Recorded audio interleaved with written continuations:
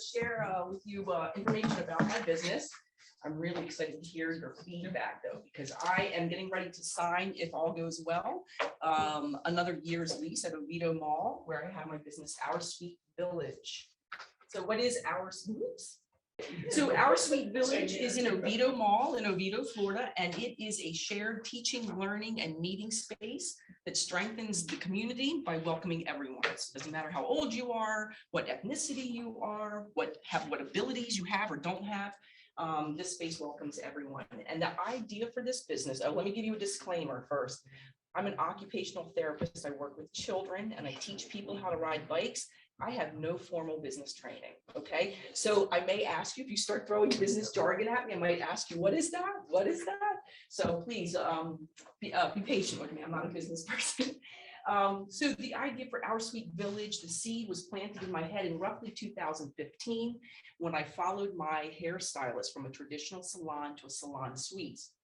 If you're not familiar with what salon suites are, it's a business that has 15, 20, 30 small rooms that a stylist or let's say a beauty professional, because it could be anybody, manicure, pedicure, tattoo artist, hairstylist, hair colorist, but each room is rented by a professional and that becomes their own little salon. Okay, so it's not like being the traditional salon or barbershop where the stylist worked for the salon or the barbershop. These folks have their own business. They're self-employed in each of these.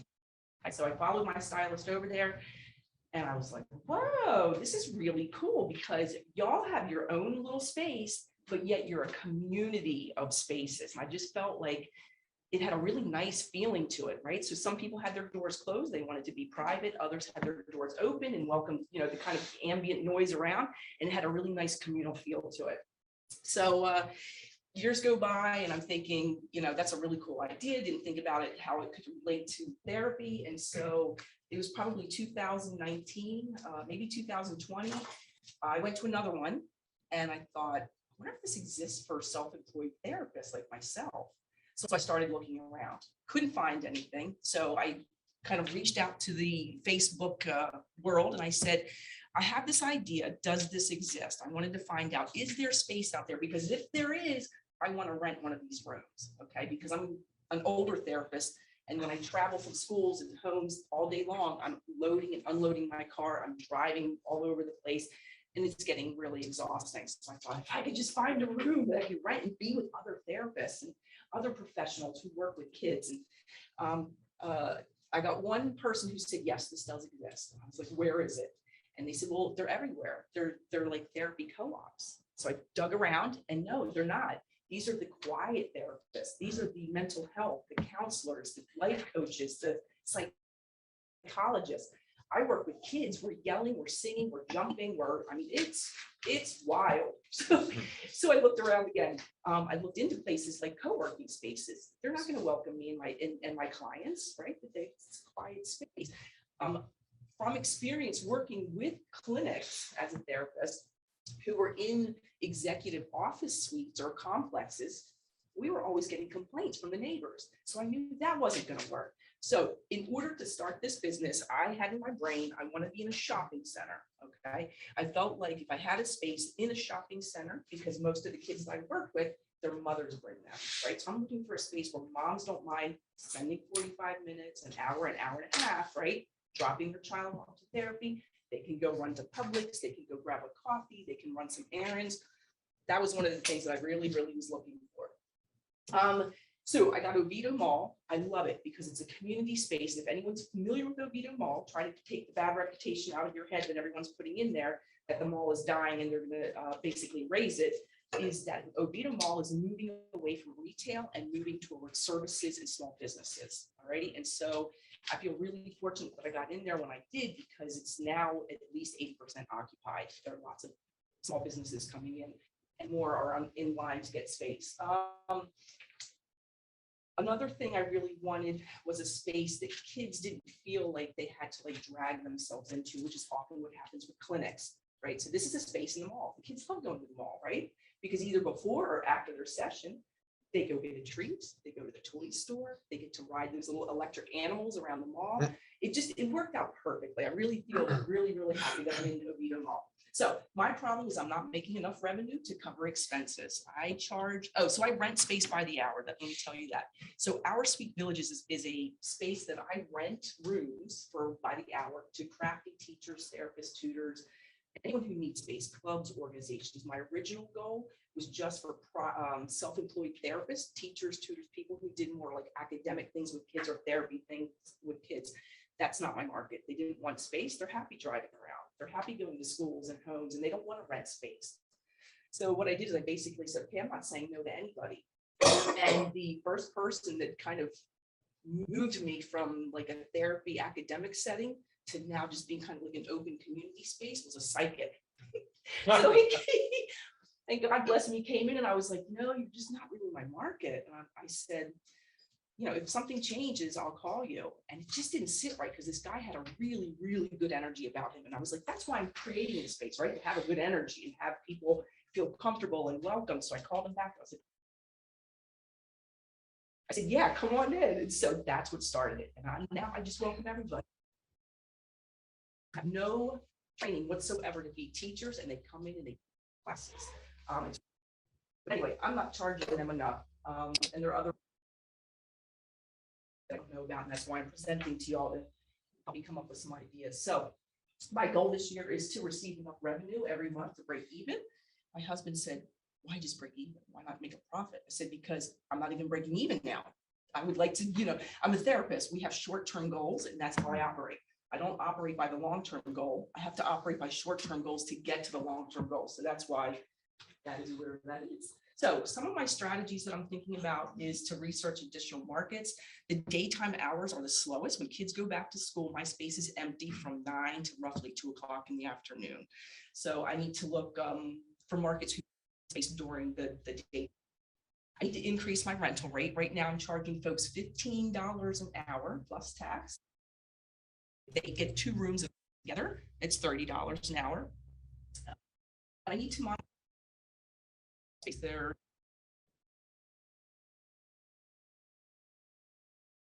Hang up the trampoline or the pogo stick, but I think I can make money.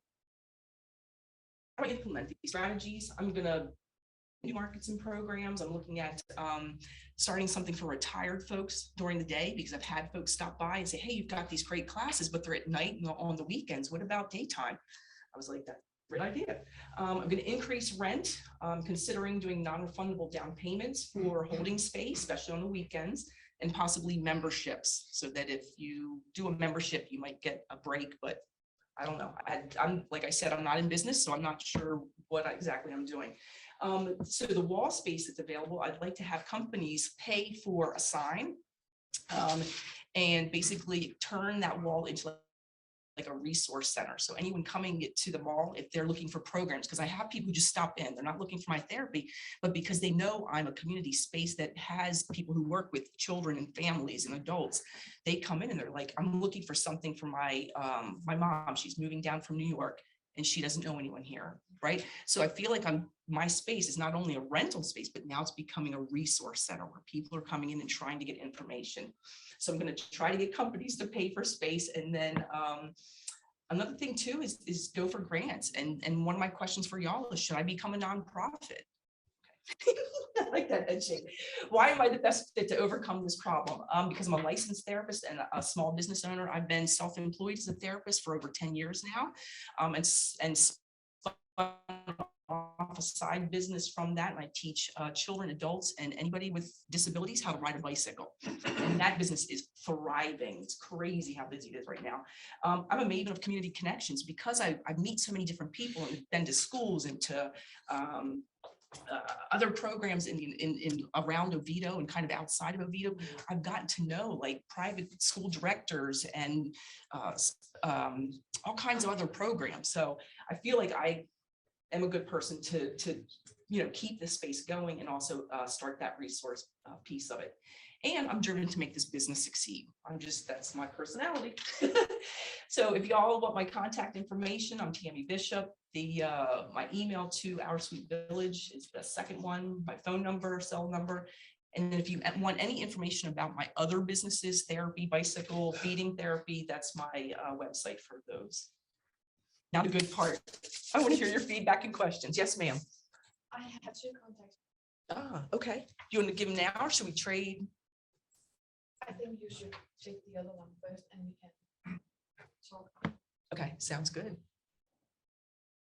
The concern I've got is you mentioned the fact that the mall suddenly is at 80% occupancy. Yes. How long is your lease? And what are the chances that if they get filled up, they're gonna jack your rent way up? And how are you Yes. gonna protect yourself. Yes, and so that's one of my concerns is that so my current lease expires August 31st.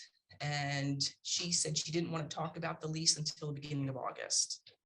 And so I am going to go in there and say, I can't make it work if it goes up. It has to stay the same and see where she goes with that. Because everyone's saying, I remember when I was speaking here before, ask for what you need. And then if they give you something back, then see if you can finagle that. Right. I can't, I could go a little bit higher because my therapy and my bicycle business, thank goodness, have picked up since I've been in Oviedo Mall, because now I have a physical address, right? Because when I was a traveling therapist and traveling for bicycle lessons, I didn't have a physical address. Now that I have that, those businesses are booming, right? So thankfully, the income I make from those two businesses is paying my rent, basically. I bring in a little bit from the rentals, but most of it is from my therapy. So I guess my point with that is I could possibly handle it if they go up a little bit. But if it's too much, I'm gonna have to bail. I can't do it. I've spent all my savings. My husband we have joint accounts and he's let me kind of have a break from putting money into our accounts. And so I just keep doing more. So, yes, Scott. Three things, two mindset things, Yes. and then a resource. First mindset is you are a business person. Okay. Thank you. Stop saying that you're not. Okay. Thank you. I just don't have the training. Who Second- does? Who does? Well, you guys Yeah. go to school. College doesn't Do you teach guys how get to your run a masters and business. doctorates in business? It and doesn't doctorates- teach you that. Not the entrepreneurs. It teaches you the wrong way. Okay. AJ is our only academic business person here. We're all seat of the pants Oh, entrepreneurs. nice. Okay. Wow. Okay. The second mindset thing is rethink your long-term goal Okay. concept, Yep. because your therapist, I don't need to tell you why. The third is a resource. If you're considering yourself in the co-working space genre, Right.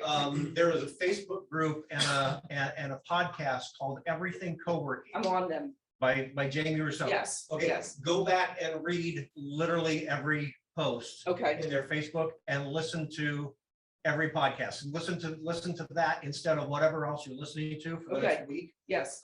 And some of it will apply, some of it won't, but a lot of the concepts you'll be able to take little nuggets from. She's She's brilliant. amazing. Yeah. And also Yeah. Kat Johnson does the co-working convo once a month. And she also has similar to what Jamie has, where you can pay for her classes and her her courses and things like that. Yeah, but Thanks, the nuggets that are in Facebook from other members Okay. that are asking questions. Yes. And people are answering those questions. It's phenomenal. Excellent. Thank you. Yes, sir.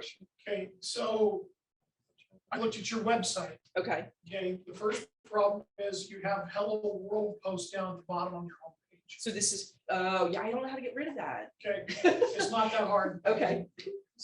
But the biggest thing is, I think that you're trying to find your marketplace.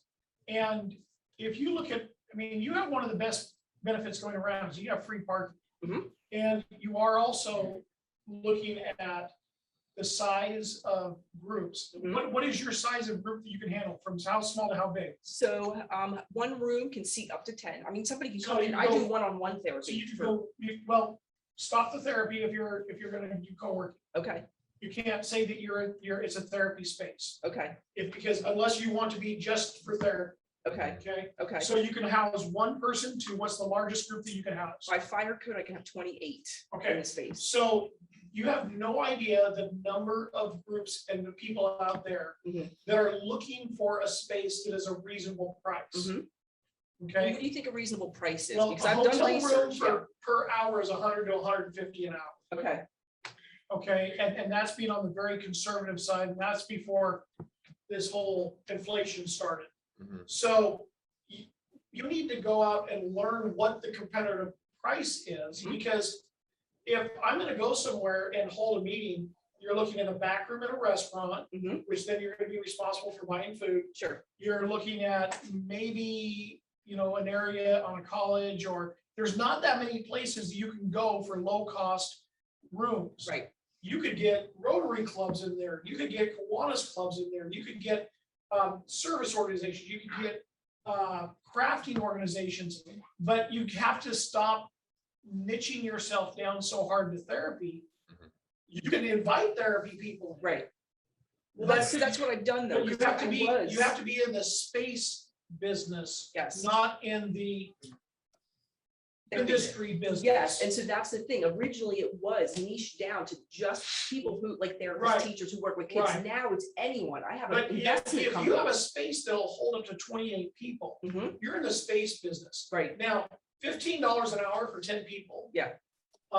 That's ridiculously cheap. yes. Mhm. And it was to build awareness, right? Because I figured I'm new, I want to build awareness, $15, people can be like, that's nothing, I'll come in. Well, Right. but what the problem is Yeah. that people don't value it because it's too cheap. Okay, And so it's a crazy thing. People don't value what they don't have to pay for. sure, And $15 an hour is like, it's free. great, right. It's great. So, And I think too, another reason why I kept it low is because I'm not a hotel, so I don't have these nice tables and tables. wait a minute. No, you have a mall. Right, You- Right. That's the benefit. You can say, hey, your food court, you come advertise on the wall, right, your restaurant, so that when they're done with their meeting, they see your name on the wall. right. $100 a month for a, 1x2 banner. And then now they're advertising to your clientele, but you Right. have to be busy enough. Right, Now, you have, how many, okay, so as far as what you need to charge, Mhm. you need to make at least 5 times your rent. Okay. So what's your total addressable market? How many rooms for how many hours do you have?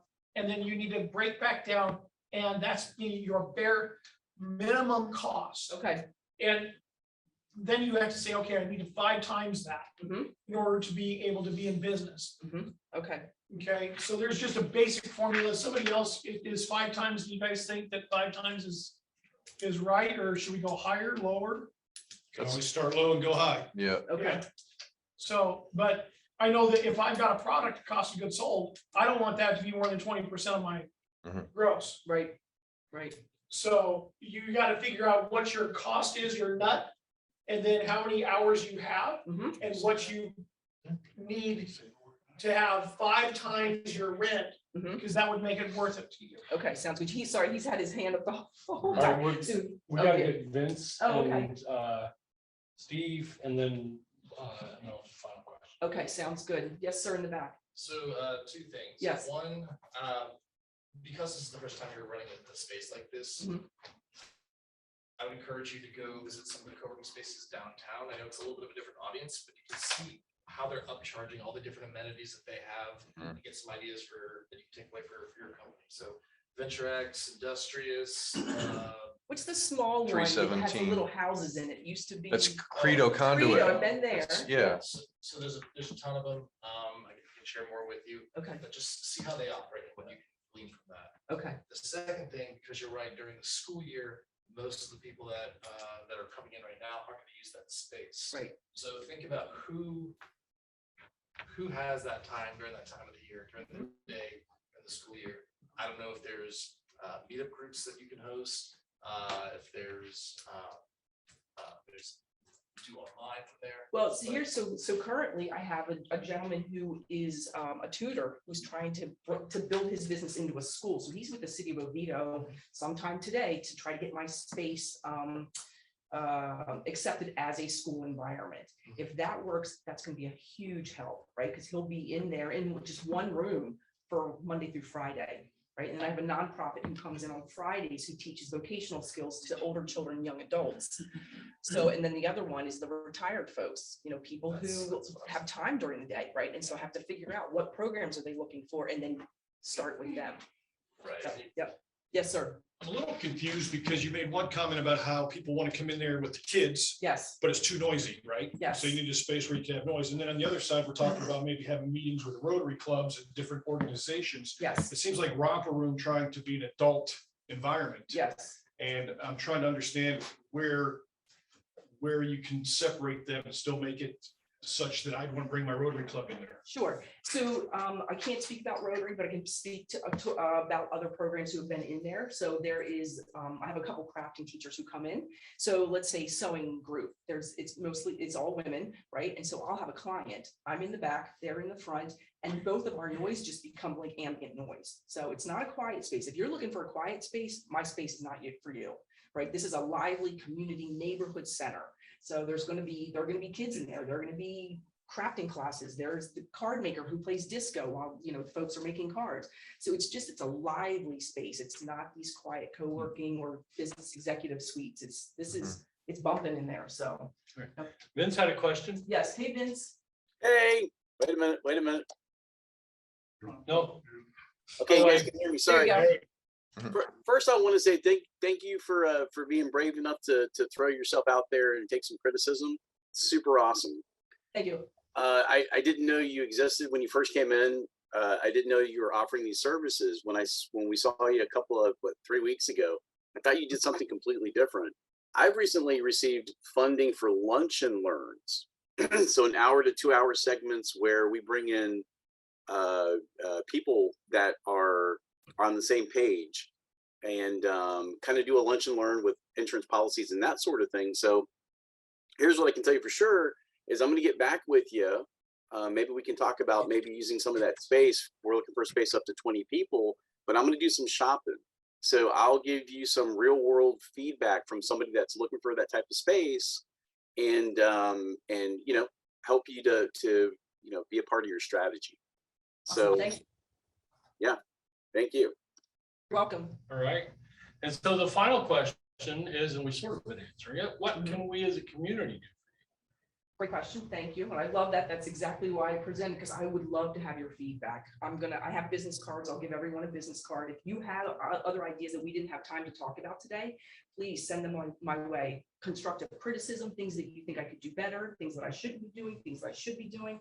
Please let me know. I'm happy to take all advice and information and connections. If you all know anybody that could use the space or programs that are looking for space, I would greatly appreciate it. All right, super, thank you. Thanks, all.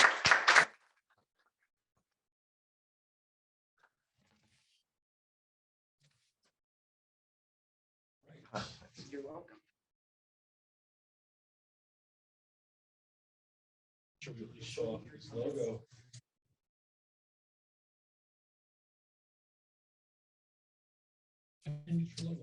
Anyway, Kirolos, Abdalla from Meditech, Florida.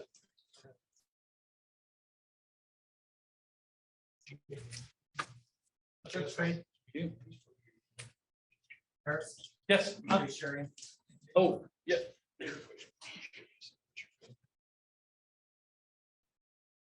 What's your website? What's your website? Meditech FL.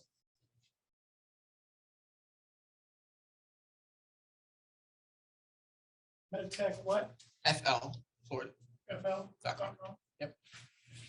There we go. All right. So, good morning, everybody. My name is Kirolos Abdalla with Meditech Florida. I'm a cybersecurity specialist and CEO and founder of Meditech Florida. I'm Egyptian originally. Came to the US 4 years ago. The reason I moved to the US and the reason I got into this field is the same reason, actually. It was an incident that happened to my father. We lost our big business back in Egypt because of a cybercrime incident. We got lawsuits filed against us and we lost our information. So we had to go out of business. We came to the US, worked for Walmart, McDonald's and everything. So I had this idea why I wasn't in cybersecurity originally, but I wasn't in a business way. So I thought, why not help people? Because I don't love to see somebody go through the same situation when you build a 25 years business and then you lose it for cybercrime because lack of knowledge and lack of knowledge and experience in this field. So I'm going to be talking today about digital risk and dark web. Really, it's not a safe place to be there. We go there so you be out of there. So basically what's dark web is, this iceberg is the internet. Why you use is the web. the up over there, the top of the notch. Just Facebook, emails, banking information, all this kind of stuff. The rest is where hackers and bad information goes in and out. All the bad stuff that I'm going to be talking about is going to be running through here to here. So I got some snapshots from dark web. We get authorized to go there just for to raise awareness and give knowledge to people. So what we have here, this is actually a legit screenshot out of dark web. Business bank accounts being sold for $30. $30, you can acquire a business account, bank account with their first name, address, last name, city, zip code, social security number, routing number, account number. How is this possible? You got breached in your business. You got a hacker who gets your information. Now they sell it to make money. They get thousands of those every hour. Us personally in my business, we get attacked 391 times an hour. We don't get breached, but we get attacked. You might be vulnerable outside, but you don't know. Another snapshot. This is a very, very popular place where they sell credit cards. They even tell you, thank you for giving us another chance to provide you with the best credit cards. It's a marketplace. They're treating this business as a marketplace. They get reviews. They even have threads. Somebody is asking for a leaked databases and people help them. It's like Reddit or Facebook when you ask for like a feedback for some of your fellows. This is really bad. This is really not secure. Those guys are making tons of money every day. Some of the most, I'll say over 50% of the attacks comes from phishing emails. Probably get those a lot every day, claiming that you want something from Amazon or an email from the CDC or something like this. Feel free to take a picture. This is what you want to look for when you get an email. A fake email address. It should be Miller Supply. We changed the M and put NN. Your muscle memory will not catch this so quickly. Give yourself 20 seconds to go through what I will talk about. Those key legend spots you have to look for. Too generic. Now we have CRMs. I will direct the email to you with your first name. It will never come as all staff, right? Poor grammar, because they're not in the US. Definitely you've seen this before. Urgency. It will never be urgent. Nothing is urgent. If you owe $10,000 to your credit card, they will keep sending you emails, but not urgent email. If you pass due 2 months, they'll not send you an email saying pay it now. They will never say that. Look up for those kind of keys, because those where you can find. When you say wash your hands for 20 seconds, it's the same with emails. Give yourself a 20 seconds to go through the email so you be hygienic. When I say they make a lot of money, I could have been on the bad side. They get hired for $63,000 a month. That's amazing, right? I'm not making this much a month now, so. Can I sell my business and start doing that? I don't promise that's a good idea, but yeah. Let's turn the lights off. You gotta leave the country because FBI would catch you in a minute. So if you look up those description saying Dark Overlord is hiring specifically software designers, system engineers with at least 10 years of experience to bring innovative. What's going on? This is like a LinkedIn posting. This is a professional posting. This is stuff we pulled out of there. That's not something I made up. This is actually stuff from there. And they give you the annual salary, and after 90 days, you get 1.68 million. Wow, this is a bonus. So if you're a good employee, $63,000 a month. That's more than I think what I do and maybe what you guys do over here. They're making a lot of money. And the easy part is you work from anywhere. Go to a third world country like where I come from. If you hold a PhD, you're making $500 a month. If I make this much there, I can get elected for presidency. So, why I'm here for? What's my mission? It's protect your baby, but not this one. I'm talking about this one. Okay. This is your baby. You have to protect it. probably everybody here is focusing more on funding or employees or marketing, but nobody's really focused on IT and cybersecurity. Where in my case, we lost a big business. We were a multinational business and we lost everything. Started from scratch working for $10 an hour when we can make thousands every day. So I don't like to see somebody in this situation, right? And what I'm here for, what's my mission, is raising awareness. I'm not selling you an IT service or cybersecurity. This is my company, right? But everybody sells the same. There's tons of us. There's no licensing or certificates, so anybody can be in this field. But what I'm here for is help you, make technology easy for you. Whether you hire me or you hire somebody else, you have to hire somebody. You have to be safe out there, right? This is why you need an incident response plan. Hopefully you don't need it, but should have one just in case. It's like insurance. Who used his insurance for the past 5 years? Did you? I never used my insurance. I'm paying it every month. I'm just not, but just in case, the day you decide not to have insurance, you'll get into an accident. God willing, nothing happens. This is how it is. This is life. So incident response plan is just a plan in place to know, in case something happened to me, what do I have? How I will get back on my legs? How to not lose my business?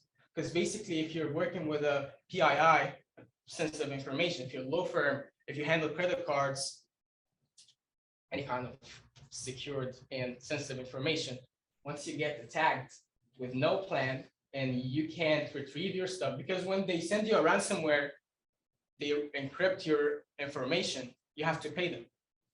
FBI tells you do not pay them because now you're gonna make it a business for them. They're gonna go attack more people. So what do I do if I get attacked? You should have a response. You should have an incident plan. So you're ready, like backups, security, all this kind of tech stuff. I'm not gonna talk in details, but you should have something. So now you're scared, right? Now you don't know if your business is safe. You might be on the dark web, right? So I always say there is no IT 911. If I leave today and you don't have, you just, oh, it's fine. I'll not do a cybersecurity plan for my business. I can't help you when you get into a problem. I can't retrieve your information. You can't call me and tell me they're asking for $2.5 million for my information. Then I'm not a bargain. You have to hire a lawyer for that. That's not our job. So you have to be proactively secured, proactively monitoring your business for any of those incidents. So what can you do now? Having a risk assessment, which me, myself, and my company, we do it for free.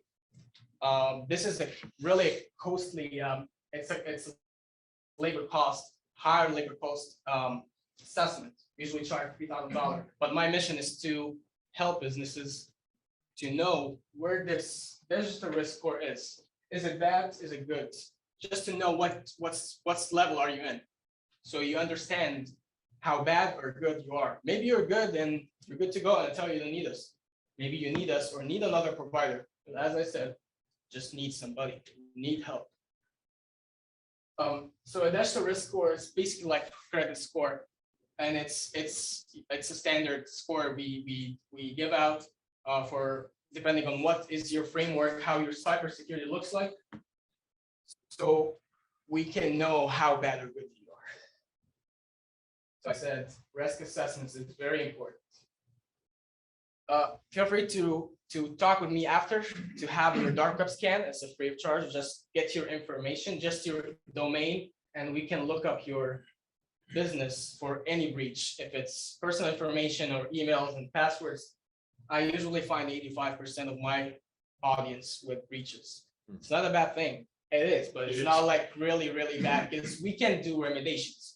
Like some stuff with those booklets I have there, I can give you ones. Just remediations you can do on your own, but that's not going to protect you from happening again. I can protect you right now, take everything off and put new passwords and protect you right now. Once I'm in my car, you get attacked again. So this is why we say you need a response plan and being proactively cyber secure, right? Now it's time for Q&A. I would love to hear from you guys. Nice job, sir. I love the protect your baby idea. Yeah, thank you. And I would even take that further, because business kidnappings, right, just like child, they're real. And the question is, do you want to stop the kidnapping, or do you want to have to pay the ransom? Can you afford to pay the ransom? That's I would take this analogy and I would go really far with it. Just like we tell our kids not to talk to strangers. Well, don't let your business talk to strangers. You're gonna drop your kid off in the middle of the city and just expect them to follow your advice. You're gonna watch them, you're gonna take care of them, you're gonna make sure that they don't do the wrong thing. So it's the same thing with business, because these are our babies. And I think that's really what you're offering. I think that's awesome. So make sure that's on the front of your message. Thank you. See here, does this cross all platforms of devices? So if I came to you and you said, hey, listen, here's my laptop, I need you to check it out. Once you secure my laptop, is my phone secure now? Is my tablet secure now? Or do we have to scrub all devices? So basically, whatever device you use has to be protected. If you have 100 devices, we protect 99, there's one that's vulnerable in your business. They can get, same with employees. You can't tell me I have 10 employees, but only 5 is important for me. You protect the 5, the other 5 is vulnerable. As long as they have same access to your system and your emails and accounts. So that's a good question. You need to protect everything. Thank you very much for interesting presentation. I have 2 questions. The first one is, what makes you different and in terms of technology? There are a lot of established companies. Good question. So I will say, how many times you pass like 5 grocery stores and you go to your specific one, like let's say Publix? Why would you go there? It's because of not how the food is there. Same food they sell in Walmart, Sam's, and everywhere, right? But it's how you get treated. It's a premium experience inside, right? So my case is, I'm not gonna be talking geek to you or Greek, so I'm just not gonna say some word that doesn't make sense. Or Arabic for that matter. Right. Or Arabic. I will be talking your language. We call it potato language. No offense, it's just this is how IT call it. And I will be helping you on getting the best out of your technology and recommending the best for you, not selling you, not upselling you. This is what I'm here for. I'm not selling. We're doing the good business. I'm trying to be a point of authority for you, help you on having the best technology with the lowest downtime and being secured. Not everybody do that. They sell services, but I will give you my recipe, right? Do you want me to ask you the second question? Sorry, yes. That was the second question. It was the first question. Okay.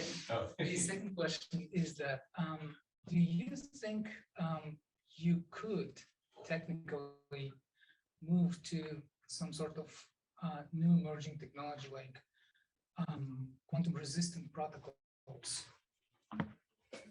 Move to, I'm not familiar. You can talk after. Yeah, we can talk after about this. Okay. So mine is more of an idea, Okay. so or a suggestion. Excuse me. So the vast majority of people are still getting attacked and everything else because to them cybersecurity is voodoo. Okay, they don't understand it. They feel helpless about it. They've already got enough problems on their plate. My suggestion is to basically come up with a product. Okay, and this product is, for $349, we will send you, this product which explains step by step what you must do, right? And we'll do something too for that $349. We'll go into your system and review it or whatever, and add some personalization, some customization to it. But having some protection and proactivity is better than not having any, right? So my suggestion is to come up with some sort of a product that anybody can get and you can sell online and whatnot.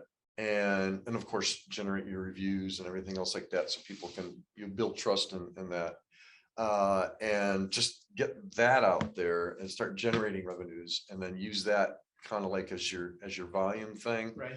And then your custom consulting services as your, you know, the other Exactly. thing. We're not a consulting service. We actually have a product. It's called Anubis. It's one of Egyptian gods. It's protecting gods. Okay. So it's a 16 service when we tailor it, but it's not just something you can buy and have it. It's an ongoing thing.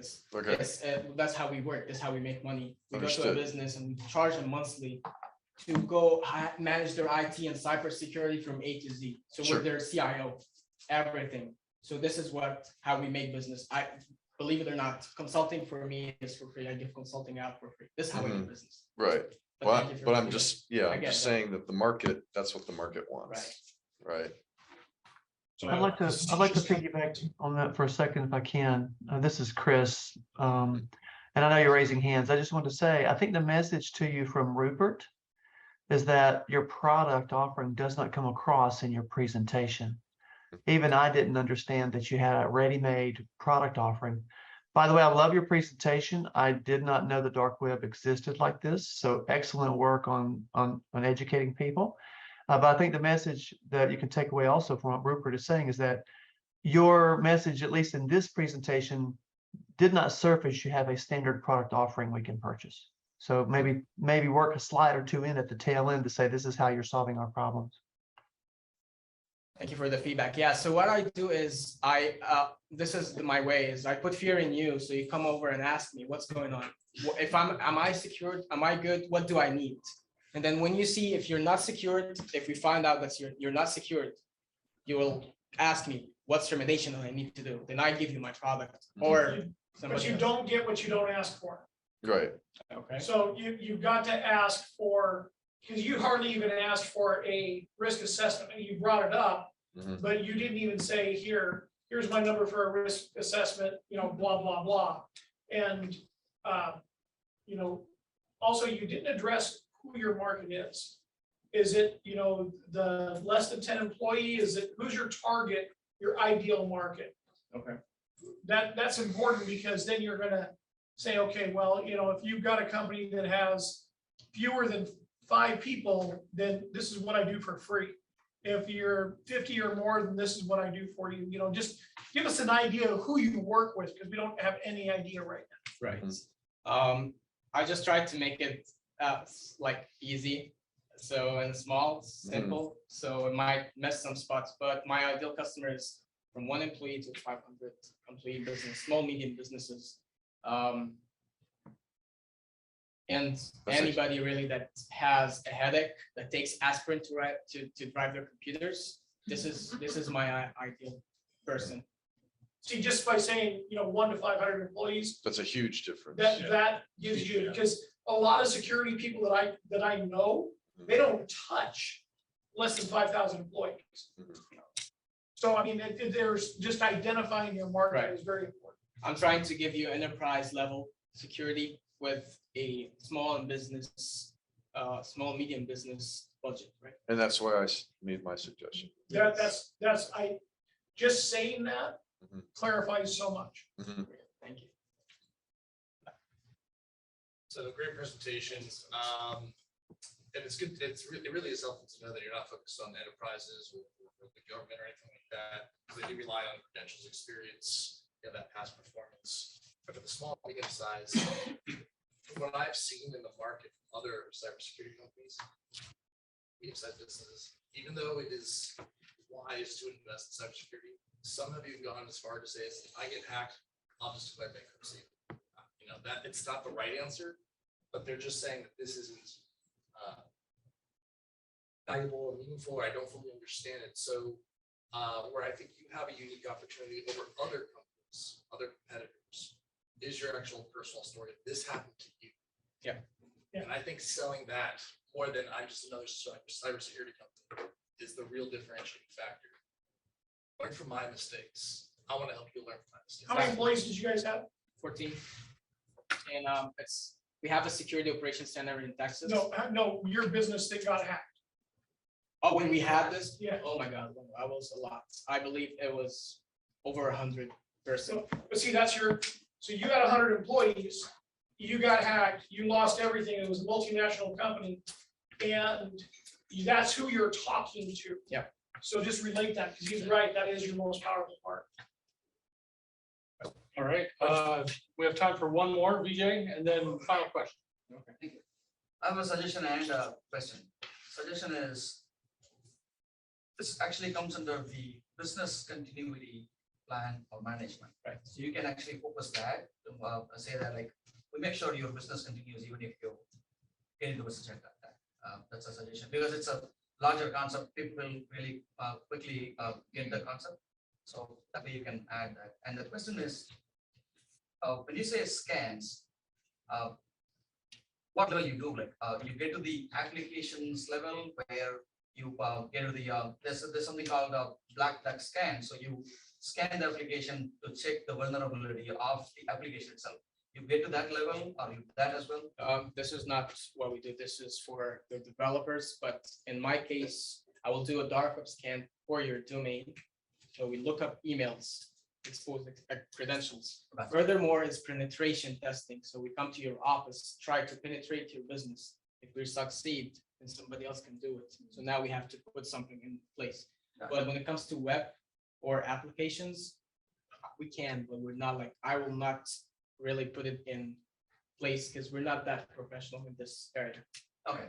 But we have third parties. Yeah. So, right, yeah. All right, and then the final question is, what can we as a community do for you? So my company is all about giving. Business comes and goes. I know I will make money. So what I love to is speak. I love to talk to people.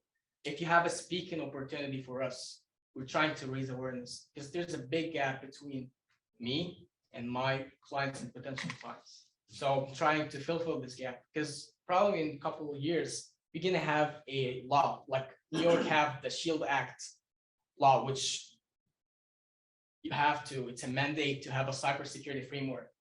They're trying to push something nationwide now. If you have this, everybody's gonna be running in circles because they know nothing about cybersecurity. I believe when I came here and once I leave, you have some good information you didn't know about before. So that's what I'm trying to do. Not about selling, not about doing business. We're doing business already. I'm trying to raise awareness. So this is one thing, referring me to speaking opportunities. And of course, if you know somebody that has critical business and they're having hard time, or even not having hard time, they think that you might help them by giving them some good of advice to have such a speak, lunch and learn or something like this. That's a great opportunity for me. And my ideal customers, 80% of my customers are law firms and CPAs, because we focus on those people who are really worried about their information and data. Because when you said they can file a bankruptcy, those guys will not, right? They need to, and they get attacked and sued for millions and millions. So, all right, thank you very much. Thank you so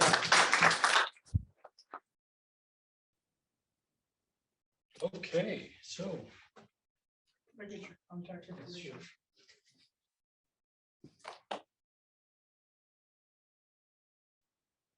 Thank you. all right, next week we will hear from, I believe it's Nia Shaw from DoTels. In the meantime, if you're on Zoom, download the chat. If you want a copy of it and you're here, just email me and let me know. I save a copy. Connect with somebody that you met here or met online today. Have coffee, have lunch, have a phone conversation. And finally, make sure that you join us on meetup.com. That's where we do most of the announcements about this. We notify you twice a week about the upcoming meeting. We are also on Facebook, facebook.com/1millioncups-Orlando. We put the meeting announcements up there as well as the video. We're playing catch up on past videos and hope to be at the point where we're putting up the week's video a few days after it happens. But you can find all that on our Facebook page. So presenters review their videos too. oh yeah, and presenters can review their videos, so that will be important if you want to see how you did. But you have to present first. You do have to. That's a requirement. Yeah. Review your video. So anyway, thank you all for coming. Thank you for being here, and I will see you all next week. Awesome.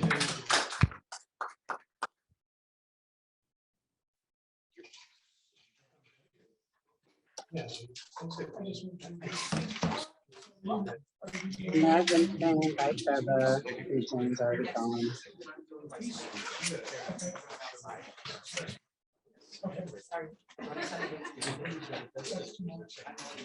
I have a couple of coffee samples for those who.